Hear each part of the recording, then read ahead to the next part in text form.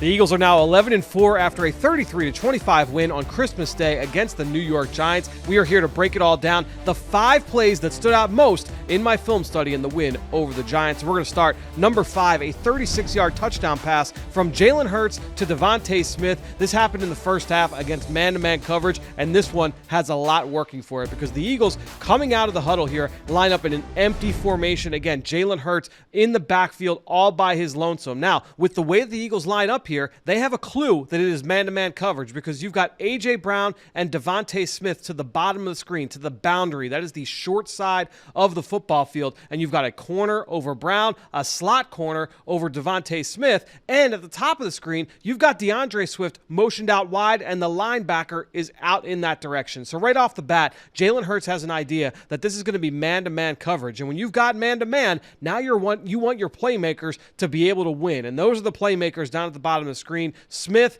and A.J. Brown. And A.J., he's going to be running a deep curl route, and DeVonta Smith, he's going to run an in-breaker, a quick slant to the middle of the field. Now, the Giants, I mentioned, they're playing man-to-man coverage, but it's a form of drop 8-man where it's just going to be a 3-man rush. Those 3 interior linemen are going to rush. The 2 edge rushers, they are actually going to drop in underneath zone coverage with eyes on the quarterback, making sure you contain Jalen Hurts, and you've got the ability to take away some of these middle-of-the-field routes. But DeVonta Smith, he's able to win at the top of the route and work the middle of the field. Jalen is able to hit him, and he's wide open. The safety is not there. Why is the safety not there? You go back to the beginning of the play and watch the safety's eyes. As soon as he sees Jalen look over to his right, that safety is working hard to get over the top of a potential vertical route to number 11, A.J. Brown. Completely takes himself out of this play. He is in no position to help the nickel corner, Cardell Flott, here against DeVonta Smith. So DeVonta, he makes the catch right in between the hashes, and now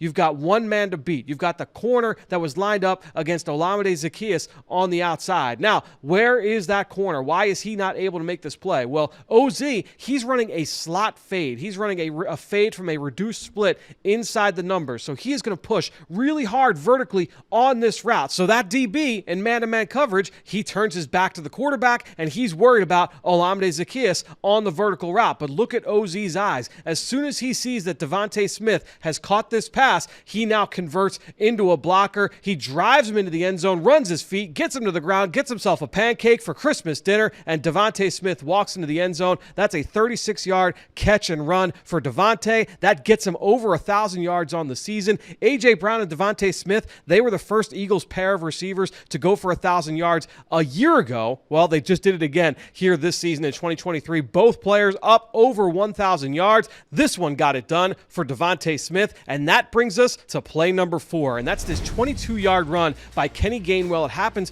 in the fourth quarter. Now, a little bit of a momentum swing here for the Eagles. They had just converted a 3rd and 20 to A.J. Brown. This is the play immediately after that 32-yard grab to A.J. We'll get to that one a little bit later here in the segment. But this play, a 22-yard run for Kenneth Gainwell. You see the Eagles are in the pistol formation. That means that Jalen Hurts is in the shotgun with the running back a couple of yards behind him. So this run theoretically could go a number of different ways here for the Eagles. There's a lot of value in running these pistol sets. The Eagles are one of the top teams in the league in running out of this look. Now, what you've got here on this play is a basic inside zone. It's a zone read here from the Eagles where Jalen Hurts, he's got the ability to either hand this off to Gainwell or keep it himself with a tight end running to the front side as a lead blocker. But Jalen, he's going to hand this ball off to Gainwell. And the first set of blocks I want you to look at really comes from the play side double team of the left guard, Sua Opeta, and the center, Jason Kelsey. They're going to take this nose tackle and they're going to drive him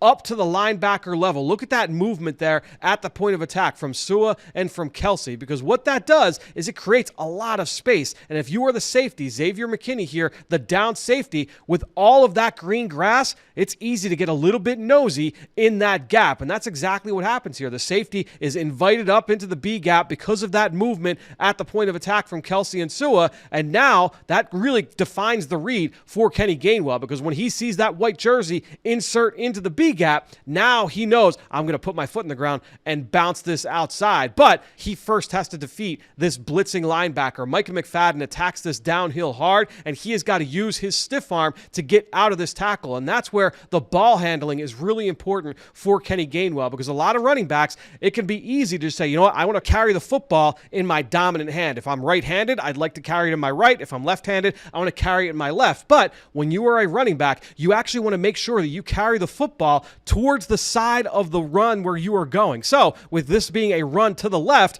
Gainwell wants to keep this ball towards the sideline for a couple of different reasons. But here on this one, it's most important because that keeps your right hand free to use as a weapon against the defender. And that's exactly what he does here. He's able to use that off arm as a stiff arm against Micah McFadden. He shakes out of this tackle attempt from the blitzing linebacker. He bounces once he sees the safety, insert into that B gap, and now he's pressing this downhill. He's able to keep using that stiff arm at the second level. This goes 22 yards. A.J. Brown doing a nice job out there in perimeter as well. This goes 22 yards. It was their longest run of the day against the Giants. It came on the play that was their second longest pass of the afternoon with that 32-yarder to A.J. Brown. And that takes us to play number 3. And this is our first one on defense. This is a sack from Shaq Leonard on third down. And the third down defense here in this game for the Eagles, 4 for 14. Outstanding job here. One of their best performances on third down of the season against the Giants. And what you're going to see here from the Eagles is dime defense. 6 defensive backs down on the field. You've got a 5-man front down in front of it. So you've got 4 defensive linemen. You see Fletcher Cox lined up as a defensive end. You've got Hassan Reddick lined up inside him. Brandon Graham lined up over the center. Shaq Leonard lined up over the guard. And you've got Josh Sweat lined up as a defensive end, as a wide 9 technique. Now, what you're going to get here from the defensive front is a long stunt, a pirate stunt, where Josh Sweat is going to loop inside, and you're going to have those 2 inside players, Shaq Leonard and Brandon Graham, they're going to work outside. And this stunt works to perfection. Watch Josh Sweat. He works upfield. He's able to get home and impact the quarterback. Tommy DeVito has nowhere to be able to go with this football because he's got number 94 screaming at his face right at the top of his drop. The stunt worked perfectly. Now, what the quarterback's going to do, DeVito, he's going to roll out to his left, and you've got Shaq Leonard there. He's able to keep his eyes on the quarterback, doesn't lose contain, and he's able to get him for a sack. That was his first sack in 3 seasons for Shaq Leonard. Also to be able to see him be able to make some plays both against the pass and against the run here in this football game. But outstanding execution on the stunt here from the Eagles, and keep an eye on what they did in coverage, because what you see here from a coverage standpoint is basically a 3 deep, 3 under zone, where you've got 3 deep defenders and 3 underneath. Now, look to the short side of the field. You see Eli Ricks. He's playing man-to-man coverage. Now, on third down a week ago against the Seattle Seahawks, the Eagles basically majored in man-to-man. They played a ton of man-to-man on third down. But here in this game, I thought they did an outstanding job of mixing up their coverage looks, especially in the first half against the Giants, where they were able to disguise and really throw a number of different looks at Tommy DeVito. You see here, the first third down of the game, they start in a 2-high look, and they rotate into a form of cover 3. When DeVito drops back to throw, all of his potential receivers, they are all swallowed up by black jerseys. This forces a throwaway. You get to a little bit later in the game. Again, same thing where DeVito drops back. It's late in the second quarter, and he's got nowhere to go with the football. The Eagles drop into a version of cover 2 here. Bradley Roby just sitting on top of this in-breaking route. DeVito's got to break the pocket. He runs to his right, and he ends up throwing this into the bench area as well. The Eagles defense had a lot of answers on third down in this game, and it was a big reason why they were able to come away with a victory. But that Shaq Leonard sack, that really stood out to me. That is my third play of the game.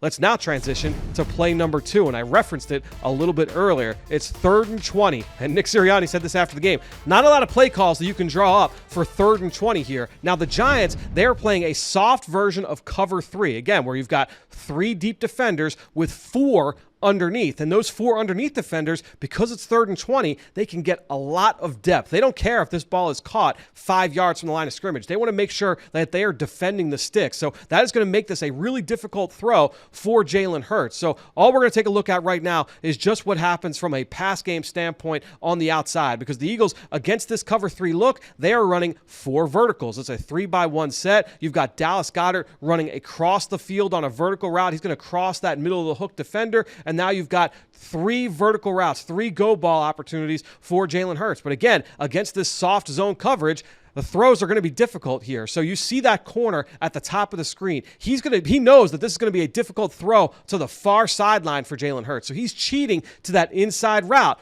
So that leaves A.J. Brown by his lonesome on the far sideline. And that linebacker underneath, that's Isaiah Simmons. He's got outstanding wingspan. He's got the ability to cover a lot of ground. He's a great athlete. Jalen Hurts is able to get this up and over Isaiah Simmons, underneath the corner on the outside. This is a great ball from Jalen Hurts, and Jalen Hurts talked about this after the game. Hey, I did just enough to hold up long enough in the pocket to be able to go and make a play, and this is a 5-man front from the New York Giants. It ends up being a 4-man rush. That 5-man front, that dictated that it was going to be one-on-ones across the board. Dexter Lawrence, he's going to be an all-pro again this year for the Giants. He's able to get home for a pressure on Hurts. He ducks away from the pressure. Jalen steps up in the pocket and delivers this ball, again, up and over Simmons into the arms of A.J. Brown. This was a big momentum swinging play. Nick Sirianni said after the game that when you're in a rut, you need some guys to pull out. You need your best players to pull you out of that, and that's exactly what Jalen Hurts and A.J. Brown did. A lot of players in the locker room spoke after the game, said this was the most pivotal play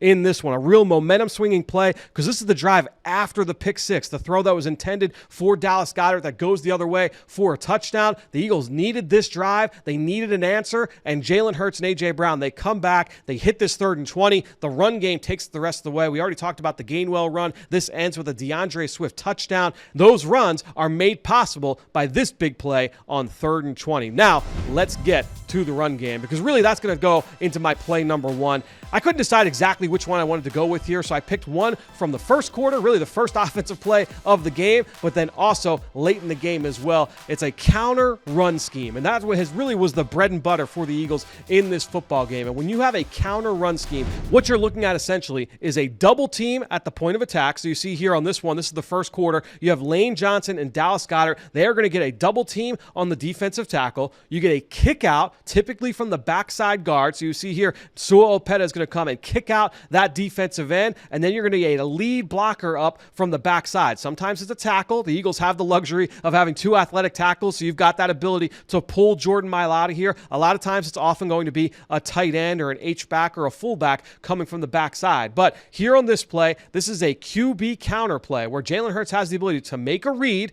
and if he decides that he wants to give it, then he'll give it to DeVonta Swift, or if he wants to keep it, he will run the counter run scheme and get downhill. Now, the Eagles have had a lot of success against the Giants with these counter schemes over the years. Here on this play, he gives this ball to DeVonta Swift. Swift gets the corner, and he goes 12 yards for a first down, gets them onto the goal line. The Eagles are able to punch it in for a touchdown on a brotherly shove on the very next play. But this counter run scheme was pivotal for the Eagles in this football game, because now you go to the 4th quarter, and you get another big run here from the Eagles in a 4-minute drill situation. 4-minute drill means you're trying to bleed the clock. You're trying to run the clock down, get as many first downs as possible, and you typically are going to rely on the run game to be able to do it. It's something the Eagles have done at such a high level for so long. Now, again, you get this counter run scheme, and you start with a double team at the point of attack. This time, that double team is going to come from Sua Opeta and Jordan Mailata. You get the backside guard pulling from Cam Jurgens. This time, you've got the lead blocker coming with Grant Calcaterra inserting into the hole. Now, what I love about this play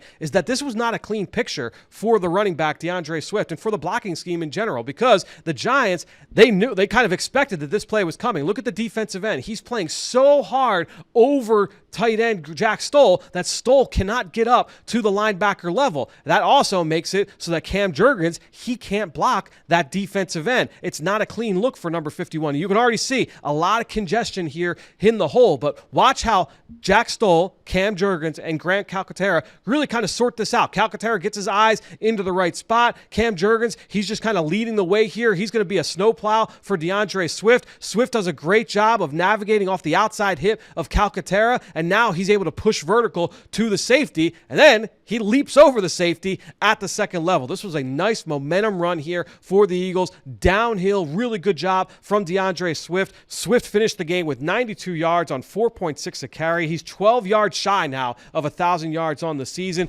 Really nice 4-minute drill. You get some points on the board there late. You're able to extend the lead. But to me, the run game was a big part of why the Eagles were able to seal this victory against the New York Giants. Those are my 5 plays. The Eagles 11-4, looking to continue to build this momentum here this week against the Cardinals. We'll be talking all about it on the Eagle Eye in the Sky podcast and on Eagles Game Plan. Stay tuned for more right here on the Eagles YouTube channel.